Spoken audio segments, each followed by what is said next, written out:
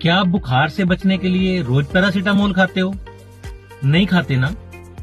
तो फिर बिना सेंसिटिविटी वाला टूथपेस्ट क्यों रोज यूज करते हो? बहुत से लोग सोचते हैं कि सेंसोडाइन जैसा टूथपेस्ट उनके डेली रूटीन का टूथपेस्ट है, बट ऐसा बिल्कुल नहीं है। आप गलत सोच रहे हैं।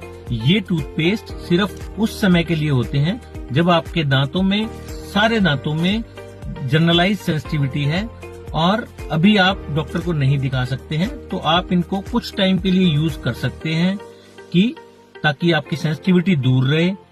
और लगातार इनको लंबे समय तक अगर आप यूज करते रहेंगे तो जो आपका एक्चुअल डेंटल प्रॉब्लम है, आपके दांतों में जो एक्चुअल प्रॉब्लम है वो छिपी रहेगी। आपको ठंडा गर्म महसूस नहीं होगा और फिर एक दिन अल्टीमेटली आपको पता लगेगा कि आपका दांत अंदर से पूरा खराब हो चुका है।